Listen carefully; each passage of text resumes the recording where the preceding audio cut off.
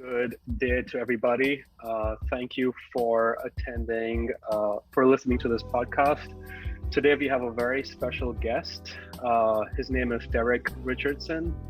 Deryck and I go way back to last year where we worked together. I met Deryck through a networking event, and Deryck hired a virtual assistant through Offsite team, and we provided services for him. Deryck's a great entrepreneur, and we're really excited to interview you today. And it's a pleasure to have you here. I appreciate you guys having me, for sure. So Deryck, our first question to you is, in a few sentences, can you tell me more about who you are and what you do for a living? That's so tough in a few sentences. I'll try to keep it short. So I'm certainly a serial entrepreneur. I found that at a young age that multiple streams of income are fantastic. And as a young 20-something, I thought that meant have a job and have a part-time job and then have a side hustle, right? And I quickly realized that if you could do it all by yourself, then it still constitutes as multiple streams of income. So I'm the president and CEO of Richardson Marketing Group. We are proud to be a 3-time best places to work company in the Columbus, Ohio area. We are proud to be a 2-time Fast 50 recipient in Columbus, Ohio, which means we are in the top 50 fastest growing privately held companies in the Columbus, Ohio region, which is about 1.9 million people. We placed 6th in 2020, and we placed 15th in 2021. So both of those were in the middle of a pandemic, which is also something that we're very proud of and that we certainly brag about. Richardson Marketing Group is a lead company. I mean, we sort of bill ourselves as a marketing firm specifically designed to enhance the customer acquisition efforts of insurance agents. That's really just, big time legal term for we sell leads to insurance agents. And we've been in business now for 7 years. So we launched in 2015. I'm also the COO and a minority partner in Freedom Direct Life Insurance Services. So out of the same building, we have a life insurance agency.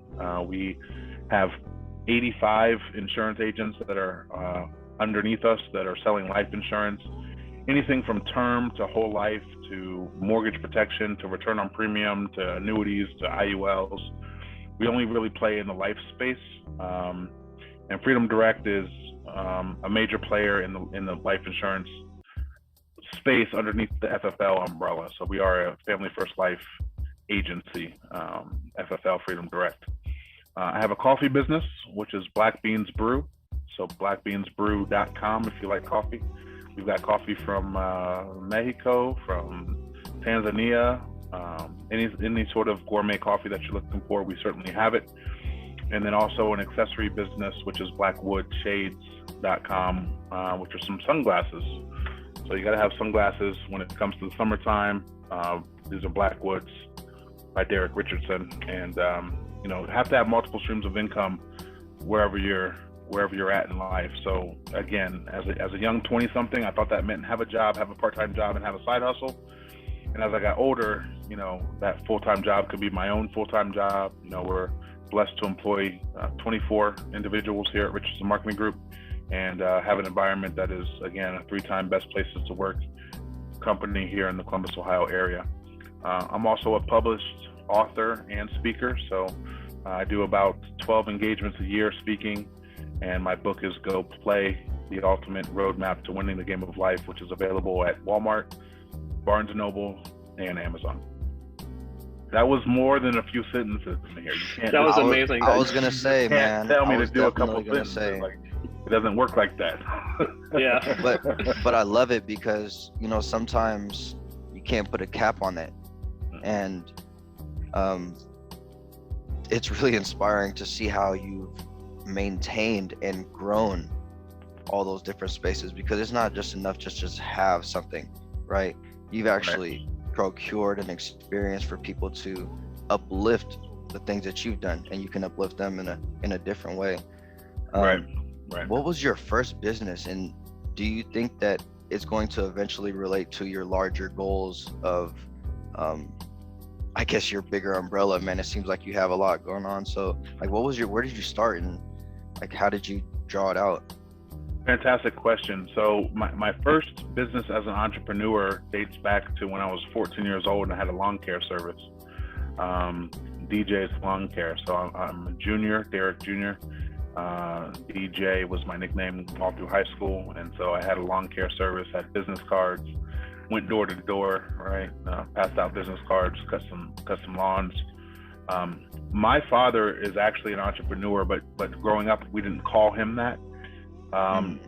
Because he's a psychologist. He's a clinical psychologist. So he's an immigrant. He came from the Bahamas, from Nassau, New Providence Island, and got his degree at Ohio State, his PhD at Ohio State, and that's how we landed in Columbus, Ohio. And I always just said my dad was a doctor, right? My dad's a psychologist, but that's not true, because my dad has a private practice. So he's a self-employed private practice clinical psychologist. He also taught at Ohio State University for many years when we were younger, meaning he's getting an independent contractor agreement with Ohio State to come in and profess. And then he also is an adjudicator at the Department of Disability Determination. So what that means is if somebody is claiming disability based on a psychological reason, he's sort of reviewing those claims as a contract-based 1099 employee. So, I didn't realize that my dad was an entrepreneur until I became an entrepreneur, right? We always just said dad's a doctor, right? But that's not true. He's juggling 3 different businesses. He's having 3 different streams of income. And it's funny because I didn't think it was in my blood, because I didn't know it was in my blood. I didn't know that that's what he did, right? My dad's a doctor, he's a psychologist, right? And so as I'm starting these sort of entrepreneurial ventures, and I've done everything from direct sales to network marketing. Again, in my young 20s, I thought, hey man, let's have a job, let's have a part-time job, let's have a side hustle. Let's not let time sit still without making money, right? Because we wanted to increase our net worth, and we were taught that, right? But the funny thing is that, man, network marketing was great for me. Some ventures I didn't make a lot of money. Some ventures I did make a lot of money. Sometimes I had a full-time job. Sometimes network marketing was my only stream of income. And so I learned to really diversify and really learn how to make money as a skill, as a trade. And once you have that trade underneath you, you'll never work for anybody else. And there's nothing wrong for working for people. I've worked for people for many years and had a lot of fun working for people. And one of the examples I give is Smart Financial, which is still in business out of California. Their lead company out of Newport, California. They were here in Columbus, Ohio, and they did business underneath the name of insuranceagents.com. That was my first run in the lead space, in the insurance lead space. And we had a ton of fun, man. That was the first time I was a part of a business that was a best place to work recipient. That was the first time I was a part of a business that got recognized as being a fastest growing company. And as director of sales, what was great was that I felt like I was a part of a team, that I felt like I was helping to take this company from 4 million to 36 million, because my team, my sales team, was obviously responsible for bringing in revenue. But what I realized was that when they sold in 2012 for $36 million to Bankrate.com, and my thank you was a $5,000 check, I realized, whoa, 36 million, and I got a $5,000 check as a thank you. I said, well, let me go ahead and build something that's going to sell for 36 million. And if I fall short and sell for 10 million, the 10 million is mine, right?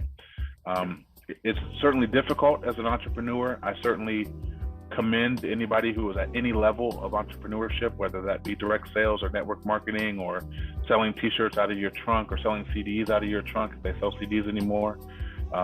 Whatever you're doing to create money where you're in control of your own destiny, I certainly commend you. And the reason why is because you've learned a trade of how to make money fall from the sky. And if you can do that, you will be a successful entrepreneur. And if you can do that, you will never be broke. You will never be in a position to where you're broke. It's not hard. It's not easy. It's very hard. And there are going to be times where you have to maybe lay off staff or cut contracts with vendors or make tough decisions. But you will be financially secure as long as you know how to make money fall from the sky, right? As long as you can be an ATM for yourself. So, as a serial entrepreneur, I just try to get all sort of streams of income so that I can have an ATM machine without having to ask my boss what time I have to clock in and clock out. Yeah, how recent did you you mentioned that you had some frames. How recent was that venture? Like, at what point? Because that's a different stage of branding. That's a different stage of entrepreneurship. One is more behind the scenes, and that kind of allows for you to say, when I'm taking pics, this is what I'm wearing. Right. So so that's a great question. So both my coffee brand, which originally was Black Beans by Deryck Richardson, and my sunglasses line, which was originally Black Woods by Deryck Richardson. Now they have both sort of morphed into their own brands, Black Beans Brew and Blackwood Shades. But they both were sort of created in the middle of the pandemic in 2020. It started with actually a beard cream, which was Black Beards by Deryck Richardson. But as you can tell, I don't grow a full beard. I can kind of pull it off with a little bit of a 5 o'clock shadow type of deal, but I don't grow a full beard, and so it didn't make sense to market beard creams when I don't have a full beard, honestly. And what happened was I had a series of clients that were just before the pandemic. So we're talking about January, February 2020. Now, one of them was a beard cream guy. One of them was a coffee guy. It was not the shades quite yet. And the coffee client literally was a barista. He worked at a Starbucks, and he said, "Hey, I want to go off on my own. I would love to learn how to source coffee. If you understand white labeling, you're able to then grab product that is already made, already research and development's already done, and you can just slap a label on it and sell it." And so what we did was we researched Temecula coffee and Old Chicago coffee, which are two of the biggest brewers in America, and cut white label deals with them. And we said, "Hey, we want to use your coffee, but slap a label on them." And so we put this together sort of as a project for a client. Well, March comes and he says, "I can't quit my job, man. I can't do it." Obviously March 2020 is profound in all of our memories. And he said, I just can't leave my job. And unfortunately, I need to breach the contract that I have with you. Well, we had already struck the deal, right, with Temecula. We had already struck the deal with Old Chicago.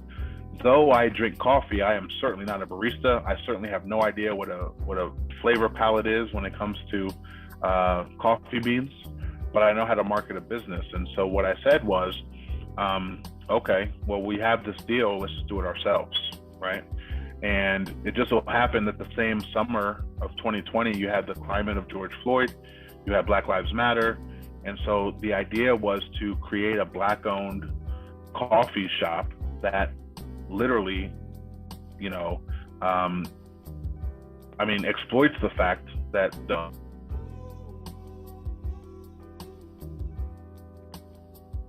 and so we did that. And that's how Black Beans by Deryck Richardson was born, which was the first of the Black label companies. At the same time, we had the beard guy with the beard oils who we did the same thing. It was a white label deal with a beard oil cream company, and he also backed out in March of 2020. And so in the summer, I said, well, if we're going to launch Black Beans, why not launch Black Beards and sort of again enhance the fact and really put it out there that these are Black-owned companies. In Columbus, Ohio, we have the Black-owned business page, which grew from about 500 people to almost 100,000 people that same summer. So you had a lot of support in the community for Black-owned businesses. And then at the same time, I saw a pair of shades, and I asked my man where he got his shades from. And we have different colors, by the way. I didn't know I was going to show off my shades today, but these are the sort of the orangish, reddish. Yeah. We have blue, we have purple, silver, titanium, black, red, all types of colors of glasses. And I saw a man with some glasses like that, and I said, "Yo, where'd you get those?" And he said, "I'm trying to start a business through AliExpress or Alibaba." And I said, "Man, they're wooden. You know, the black wood goes well with black beans, goes well with black beards." Yeah. And I went on to AliExpress and said, "If we're going to do this black label thing, let's do it." And so we did. And so the summer of 2020 is when we started black woods and black beans and black beards. Unfortunately, black beards never took off, simply because I just didn't want to, again, promote a product that I can't grow a beard with. So if I'm patchy, how can I say black beards is the product for you? So black beards we tabled, and we never really got off the ground, but black beans and black woods got started in the summer of 2020 during the climate of George Floyd and right after COVID, because 2 clients literally canceled on me, and I said, I'll do it myself. That's very inspiring. Don't you love that? Like the opportunity from struggle. Yeah, for sure. No, it's very inspiring how you were able to quickly pivot your business model despite all the setbacks and deals falling through, and how you quickly navigated your way to pivot to something completely different but still stick to your same roots, which is really inspiring. And that brings me to the next question, which is, as a BIPOC business owner, what are some of the opportunities that you surpassed and any opportunities that you conquered in your career as an entrepreneur? And there's so many different things that we never thought that we would do that we've done. And quite frankly, if we're talking to entrepreneurs, I have a saying, and that is, don't celebrate too soon, too much, or too long, and don't be depressed too soon, too much, or too long. And the reason why I say that is because there are certainly peaks and valleys of entrepreneurship, and hopefully the better you get, the peaks and valleys kind of go like this, right? So they're not so bad, but there are steep peaks and valleys. I'll never forget the first year we hit $1 million as a business in Richardson Marketing Group was 2019. We were just shy. In 2018, we were at about 942. And we were like, man, we were there. And then the holidays hit, and it's like, man, like we're not going to hit $1 million. It was like a depressing feeling that we're not going to hit $1 million. In 2019, we hit $1 million for the first time as a business, but it felt different than 2018 because we had more employees. So the profit margins were slimmer. So we made more revenue, and we're sort of have this like phantom target of $1 million, and we hit it. But as a business and as an owner, it didn't feel as good as 2018 did. I mean, it was ramen noodles and hot dogs in 2019, right? Because we're hiring and we're investing in marketing, online marketing, and every dollar in went right back out just as fast. And I never forget sitting down and talking to one of my partners, like, man, we just went through $1 million, actually 1.2. We went through $1.2 million, and the business lost money at $1.2 million. If you rewind to 2015 when we started this thing, if you think you make 1.2 as a business, you're thinking you're balling, right? You know, we got Moet, you know, we at the club, right? We driving Benzes and Cadillacs and all that good stuff. It just wasn't the case, man. It just wasn't the case. But you have to stay true to the vision, and you have to actually walk out the vision as a business owner, and you have to stay humble. And you can't celebrate too soon, too much, or too long. If you celebrate too soon, how quickly does the next month turn into a deficit? And if you celebrate too much, how quickly do you miss something as a CEO who was supposed to be watching every piece of your business? And if you celebrate too long, you might not realize that you ain't making money this month, right? That was last month. You know what I mean? And so some of the biggest hurdles for me has been to make sure that I can stay humble, but also grow, but also learn from my mistakes, but also don't stick in the mud for too long, if that makes sense, right? Because you think you can sell your way out of the mud, sometimes you can't. And some of the struggles for me is just the decision-making process of being a CEO, because I am a natural-born salesman. That doesn't mean I'm a natural-born CEO. It doesn't mean I make natural decisions that a CEO would make. And so those are some of the biggest struggles that we have had. You get screwed in this business, man, as an entrepreneur. You have invoices go unpaid. You have chargebacks and disputes if you're using a credit card processor, and people will charge back and dispute your the charge that you've already got your money for. And the merchant services that you use will cut you off. I don't know if anybody's ever been cut off from a merchant service provider, but we have, because we had too many disputes going on. And so they held our money. So you're expecting the money to hit your account the next day. And all of a sudden you get an email saying, we're going to hold this for 90 days just to make sure that you're an actual business. You have bad reviews. You have good reviews, but you have bad reviews, and the bad reviews seem to outweigh the good reviews for some reason in this business. But as an entrepreneur, you have to make sure that you continue to move forward, continue to set proper expectations, continue to make sure that what your goal is, that you're working towards it, that every move and every decision you make is moving towards your goal in a beeline, in a direct line. I've always told people that if you're running from something, you're not running in a straight line. So if I'm running from being an employee, right? Like if I'm being chased by a dog and the dog is behind me, I'm running from it, then I'm all over the place. I'm just trying to shake the dog, right? But if I'm running towards a target, a beeline towards the target, I'm going to get there in a straight line. So in this business, you got to make sure that you are always focused, do things with purpose and intent, and move towards whatever that goal is. And you have to continue to set those goals so that you know what you're running towards. You can't run from something. You'll be all over the place, hopping fences and all over and running backwards, right? Because you're running from the dog that's chasing you or the police that's after you. But if you're running towards something, you know exactly where you're going, and you know the fastest way to get there. It's amazing.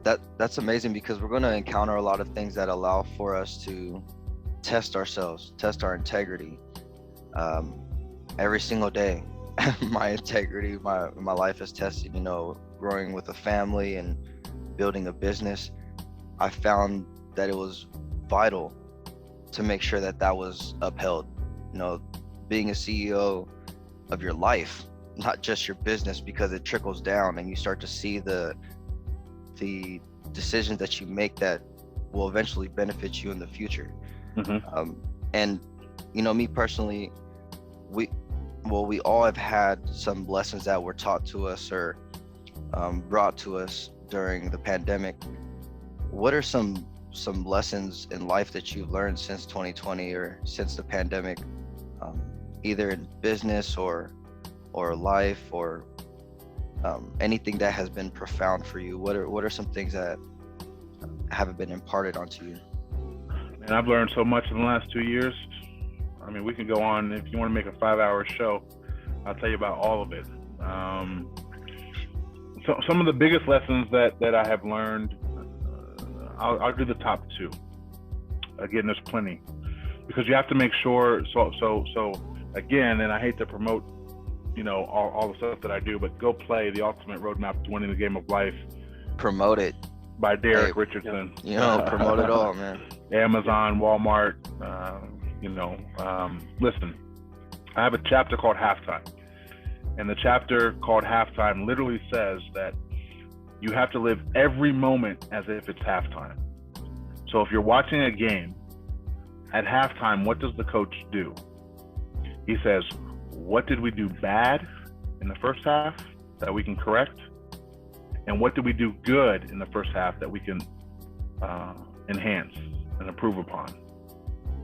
So if this day is halftime, then what did we do yesterday that we can grow on, and what did we do yesterday that we can learn from? If this month is halftime, last month, what did we do? How can we learn from it? How can we grow from it? If this year is halftime, what did we do last year that we can grow upon and learn from? If this phone call is halftime, what happened last phone call that makes this next phone call better, right? If this relationship, if this partnership, if this anything is halftime, what can we learn from and then approve upon to go out into the second half to get ready to kick some tail. And so I learned a lot, man, because that's how my brain works. It really is. But the top two, the first thing is that it's not over, and it kind of goes along with what I was saying earlier. Don't celebrate too long. Like, it's not over once you build a business that is revenue positive, that's profit positive. I have several friends in my space, when I say my space, entrepreneurs, who are no longer entrepreneurs, man, since COVID. Wasn't their fault. I'll never forget my guy in the, he has a Mediterranean restaurant, Euros, and Dublin, Ohio. And in the middle of the pandemic, he says, man, they closed our restaurant down. I don't know what to do. And I said, a lot of these restaurants are going to DoorDash, Uber Eats, right? A lot of people are having deliveries into their house now. He said, but my employees quit. I don't have anybody to cook anymore. And I said, well, when you started, you were the cook. Like, why don't you cook? And he said, I don't cook anymore. I said, so you're going to go out of business because you don't cook anymore? Like, you're literally going to go out of business because you don't cook anymore. Because you don't want to do the legwork that it took to get you where you are right now. You don't cook anymore, so you'd rather just go out of business. And he went out of business. He said, I don't cook. I don't do that. You can't celebrate too long as an entrepreneur, man. Twists and turns are going to come, and hiccups are going to come, and speed bumps are going to come, and you're going to have to learn how to overcome them and continue to move forward. Or you'll be like my man who now works at some law firm somewhere. He doesn't work for himself. I'm not saying anything about anybody who works for a law firm. I'm not. But as an entrepreneur, it's a different taste in your mouth. You know, when you don't have to tell somebody when you're hungry. Like, I don't have to be hungry at noon, and I don't have to stop being hungry at 1. I don't have to use the bathroom at 3:30 and be done using the bathroom at 3:45. I don't have breaks. It's a different taste in your mouth, right? So, and another one of my friends, I mean, I'll be honest with you, like I felt bad for him for a minute, but then I didn't feel bad for him because he was actually just not selling anymore. He just stopped selling. Like, he was like drinking wine and having a good time every day, and while he watched his business fail. And like, I'm like, bro, you got to get out here and hustle. Like, why aren't you in the office at 9 a.m.? Like, why aren't you here? And so the one lesson that I learned during the pandemic was that if you want to make sure that you stay in business, you got to make sure you stay in business. I mean, they were given unemployment money and stimulus money, and people were incentivized not to work. And so if they're not going to work for your business, you got to work for your business, right? The second thing that I learned during the pandemic, and this is a big one, this is a huge one, was you have to learn how to forecast many moons in front of you. We were blessed to receive the PPP. We were anticipating the EIDL, and literally thought we had the EIDL. Like, there was no reason why we wouldn't have had the EIDL. Like, we're a multi-million-dollar company. Like, we employ people. Like, why wouldn't we get the EIDL? I knew people who were getting the EIDL loan who were a third of the revenue that we were, a third of the employees that we were, and we were sort of not necessarily spending money that we didn't have, but we were anticipating the EIDL money coming in, and we got that denial letter. And that is something you cannot do when many lives are at stake. When you have employees, you cannot do that when many lives are at stake. You cannot anticipate money that's coming in. Like, you can't count your eggs before they're hatched, right? And that's a lesson that I learned the hard way, because when I got the denial, I'm like, what are you talking about? Like, bro, we do $2.3 million last year, and I have 24 employees. Like, I'm not gonna get the EIDL. And it happened to be a simple. When I say simple, it was a simple clerical error on the application. And it's because I tried to cut a corner and not have my accountant fill out the application. I just filled it out myself. And it was a clerical error on the application. So now, fast forward, now I got to file an appeal. I got to do a reconsideration with the SBA. And I'm watching all these people get this idle money to bail them out. And I'm like, well, shit, we need bailed out too. Like, you know, our revenue went down, right? We didn't want to fire. We didn't fire one person in the middle of the pandemic. Why would I want to fire a person whose house is anxious, whose kids are anxious, who has no idea how to handle this pandemic? Why would I want to let go of somebody who was going through life like the rest of the world? I don't want to let go of anybody. So we didn't let go of anybody, but yet our revenues were down. Our profit margins were down. Our price went up. We did not raise our price. Our vendor price went up, but we did not raise our price to our consumers, to our clients, because we knew that this money was coming. And we ran it all the way, the reconsideration and the appeal, all the way until there was no more money. Like, they cut the program. And so literally for a year, we knew we were about to get this idle money. And you can't do that in business. You cannot count your eggs before they're hatched.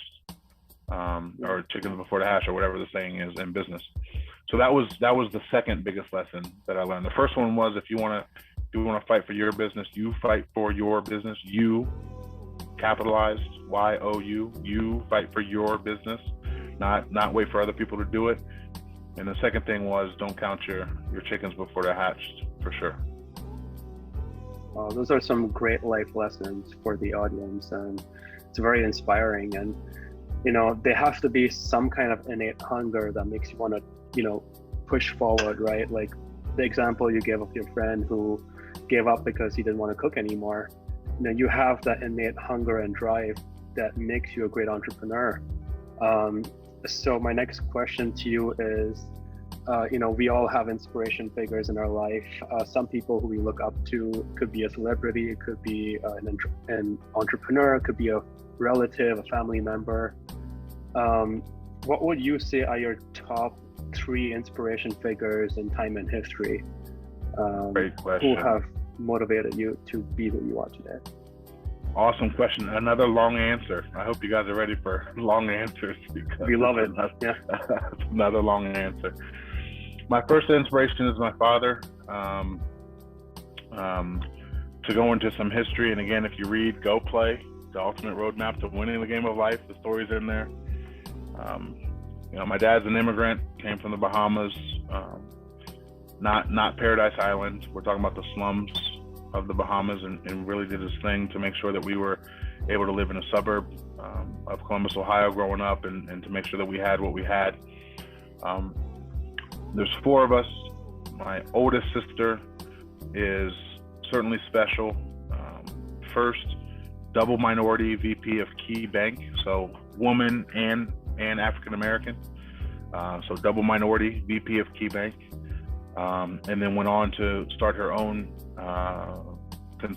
marriage consulting business, Burns International, which sort of falls in the footsteps of my dad, right? So consulting, marriage consulting. My dad's a psychologist.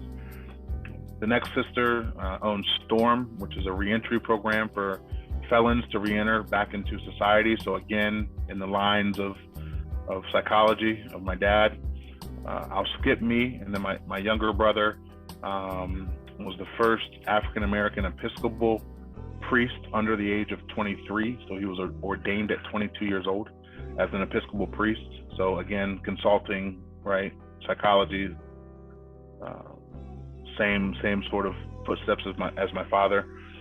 And then you have me, who was a teenage father, smoked a lot of weed, drank a lot of booze, hung out in the streets. And I saw my parents, my mom and my dad, like giving up on me as a youngster, specifically when I was a teenage father. And it didn't hit me until I was 21 years old. My daughter at this point was 2, going on 3.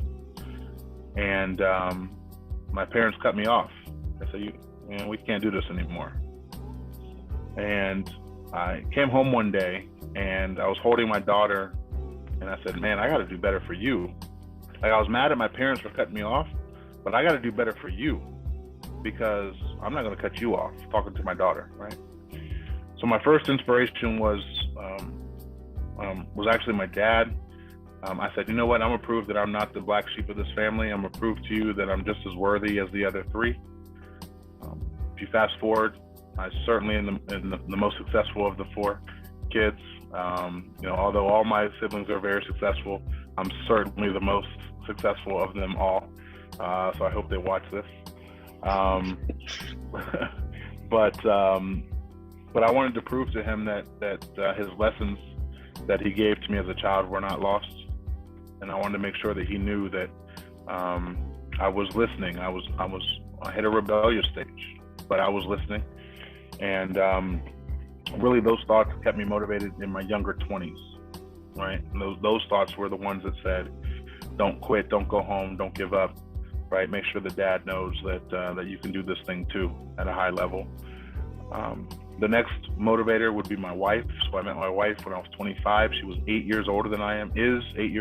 We're still married. We will celebrate 13 years of marriage on the 15th of August.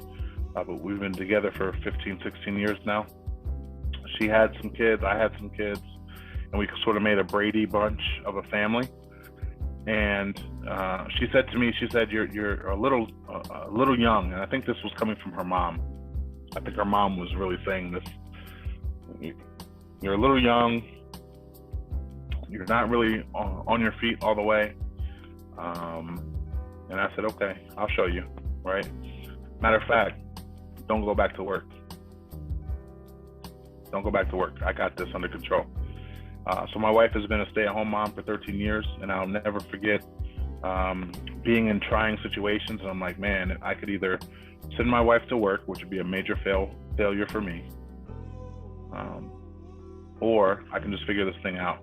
And the good news and the good thing about having somebody who manages your house, my wife certainly works inside the home. I mean, our house, we have 4 kids, is something that you have to manage. Basketball practice and football practice, soccer practice, piano lessons, laundry, cooking. I mean, you have to manage a house. And one of the big things that allowed me to go out into this world and sort of play as an entrepreneur was the fact that I knew my house was managed, right? My house was under control. And so one of the motivators for me, the second motivator for me, is my wife. Because I'll never forget, we went through a rough patch, and there's rough patches in entrepreneurship. This is not all unicorns and rainbows. This is not all popping bottles at the club. I'm telling you, if you're going to be an entrepreneur, I promise you, there will be major down spurts in this business. But I'll never forget, we were going through a rough patch, and she said, do you want me to get a job? Like, I can help. And she was saying it out of genuine sincereness. Like, I can help. Like, I can go get a job. And I'm like, hell no, you can't go get a job, because now I got to come home to make sure people at football practice and soccer practice. Now I got to be in the house to make sure laundry's done. Like, no, do not get a job. Don't do it. But it motivated me to make sure that, my wife never has to ask that question again, right? So she's the second piece of motivation. And then the third sort of mentor or person who took me under their wing was a boss I had. So my life was a little backwards because, again, I was a teenage father. I did not go to school right away, college right away. But once I got full custody of my daughter, so that was a battle in itself as a minority male, getting a full custody of a child. I was 22 years old when I got full custody of my daughter. I said, I have to go back to college and I have to do something. So I did. And I went back to college at 22. I graduated at 26. But while I was in college, there was a job I had. I was just on the phones. I was an appointment setter, much like your openers, Mahir, or your virtual assistants. I was an opener or a telemarketer for a mortgage company, Manhattan Mortgage, out of Columbus, Ohio, Johnstown, Ohio. And I had asked, can I be late? Can I, leave early? Because I'm trying to go to college. I'm trying to put myself through college. And when I graduated with a degree in teaching, I wanted to teach and coach. The owner says, You're not going anywhere. I'm gonna show you how to be a mortgage broker. I'm gonna pay for your license in the mortgage business because you're one hell of a stud on the phone. I just didn't want to disrupt what you were doing in terms of graduating and making sure you did what you did to graduate. But you are much more than just a regular opener. You are certainly a high caliber mortgage professional, but you just don't know it yet. And so he paid for my license. He showed me how to sell mortgages. And that was the first time that I made what I would call big boy money or real money, was in the mortgage business back in the late 2000s. And so he, without that mentorship, without that leadership, I don't know where I would be. I did end up teaching because the mortgage market fell out, as we know, in 2008 and 2009. The mortgage market fell out, and the subprime vertical specifically fell out. And I don't know where I would be, man, because when it fell out, I did go back to teach, and I quickly realized, like, man, I'm not making any money teaching. I'm cool.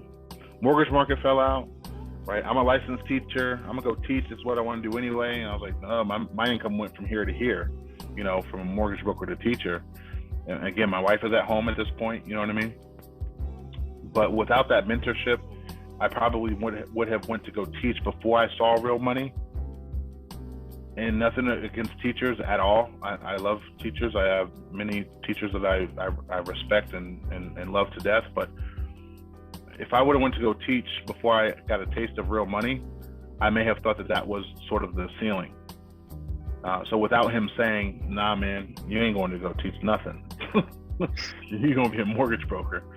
I don't know where I'd be, man, honestly. It like opens up what's real for you.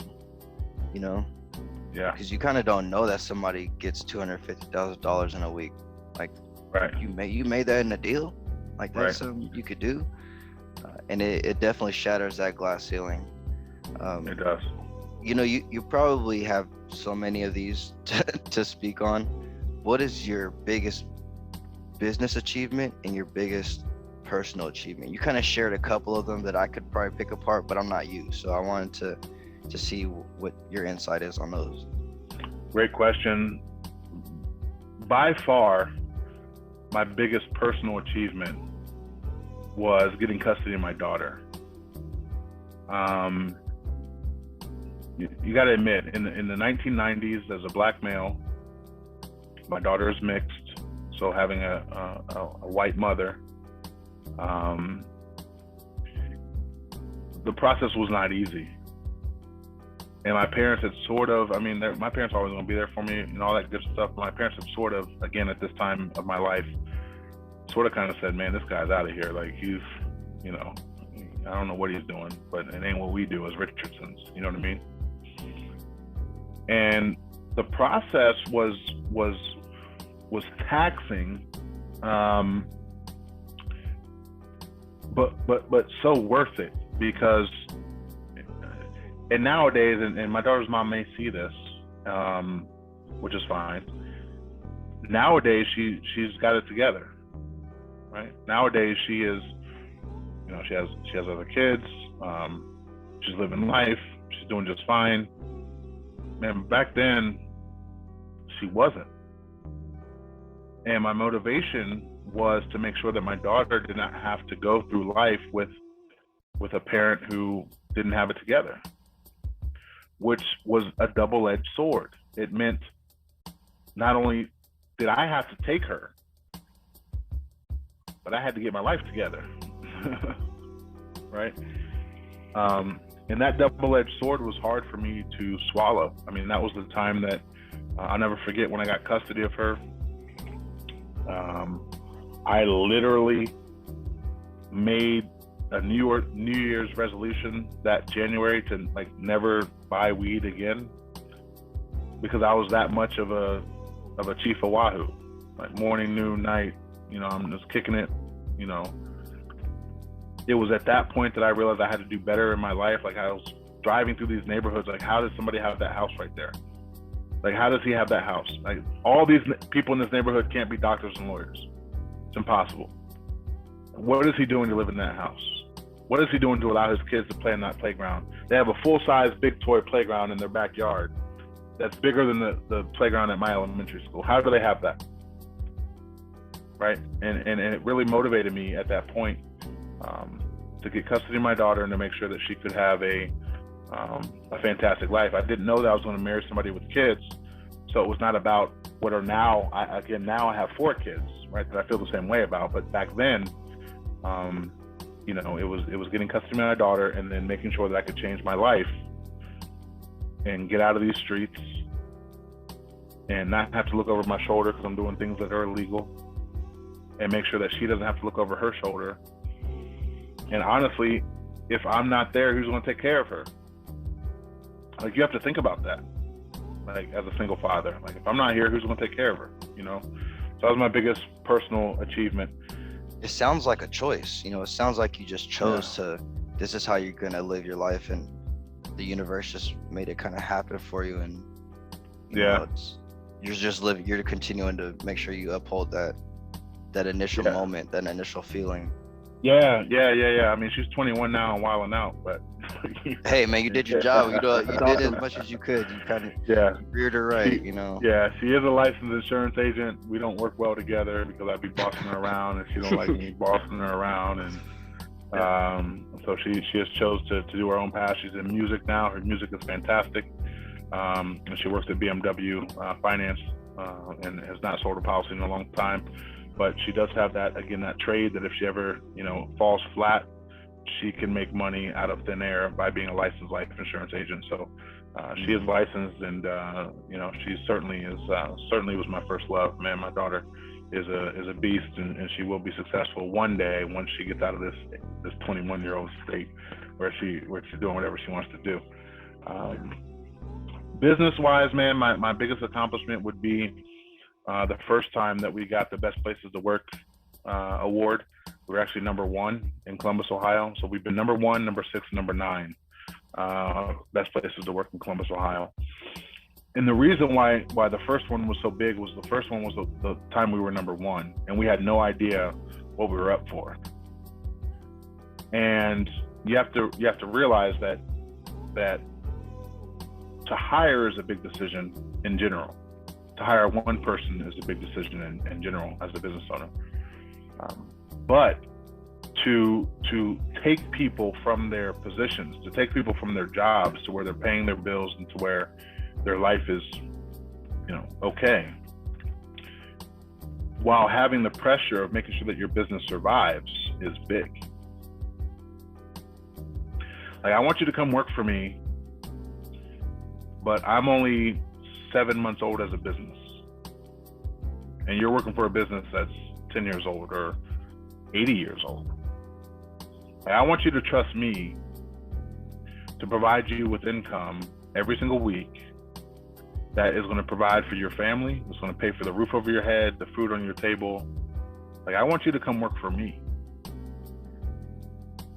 And it enhanced the pressure to make sure that we survived as a business, because you want to make sure that these people did not make the wrong decision to come work for you. And when we were nominated as the Best Place to Work recipient in the area, that has nothing to do with the pressure that I'm facing. Not only did these people come to work for me, they like it here. They love it here. Sometimes they'd rather be here than be at home. I mean, those are some of the questions that they ask your employees, right? I mean, our office is cool. We have a pool table, we have a foosball table, we have a workout facility. You know, TVs are always on with Sports Center. And I always just thought that was just what people would want to have. You know, we're in sales, right? So, you know, I get told no 90% of the time. So maybe I need to go lift some weights, or maybe I want to go shoot a game of pool. Like, I'm getting told no all day long. What I didn't realize is that people like enjoy it here. Like, they really, really like it here. And so when we got that first award and we were number 1, we had no idea we'd be number 1. We had no idea we'd make the top 10, right? We just knew that we got invited. And then they interview your employees without you, right? To find out how well they really like the opportunity. So it's like sort of like a bum rush. Like, okay, what do you think about your job? Like, what do you think about your boss? Like, is your boss making you say these things? Like, I mean, they interview these employees, and we had no idea what the process was. And when we came out number 1 in 2019, that was the biggest professional accomplishment of my career, much bigger than when we got a Fast 50. Much bigger, because the people here love it here. They are the reason why we are as successful as we are, and that means something to me for sure. As the head of the impact, it's the impact that you have on others. Yeah. Hearing that you kept your team throughout the pandemic and the things that you probably had to go through during that time, like it's not easy, and those are things that we definitely don't hear the stories of, because we're generally in the seat of being told what to do and not orchestrating. So it takes some experience and some grit to go through that, man. For sure. I applaud you for sure.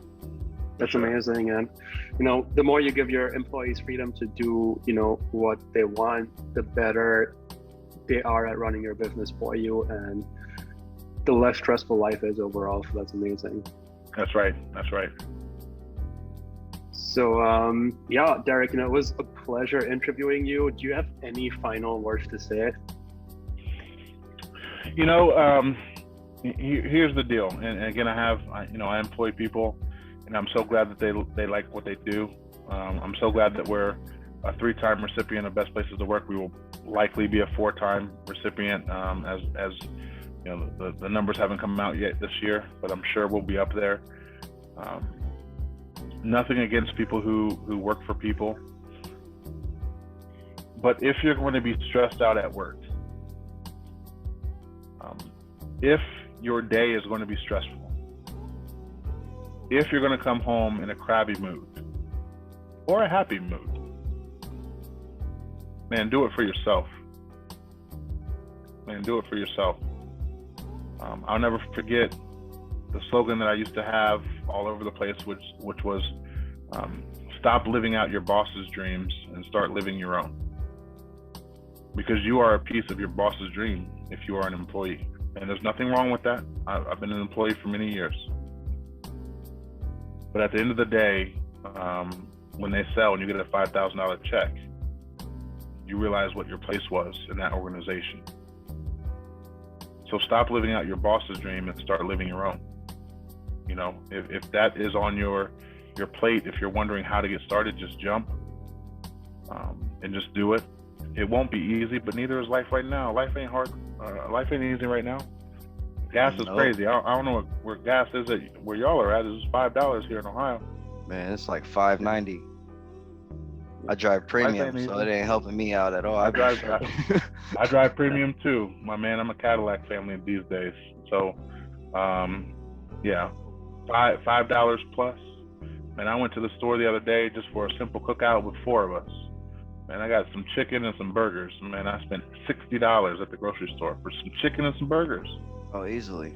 There were times where $20 was our weekly budget. You can get hot dogs for $1, some spaghetti noodles for $1, some spaghetti sauce for $1, some chicken nuggets for $1. Like $20 was what we spent in a week for a family of 6 at one point. Man, we had a barbecue the other day, man, with 4 of us, and it was $60, and that's without the alcohol. So this life is tough, and if it's going to be tough, man, I would just say, find a way to do it for yourself, even if it's not full time yet. Get a side hustle, multiple streams of income. Network marketing is not bad. Direct sales is not bad. It teaches you the principles of starting your own business, and maybe that's the kindergarten that you need before you get to the high school of entrepreneurship. But dabble in your own things, because one day, your boss may not be there, your company may not be there, and you need to make sure that you have an ATM machine that you can create your own dollars out of thin air, and you have to start now. That's awesome, man. Those are some amazing life lessons. Thank you so much for your time. We're gonna make today, sure Deryck.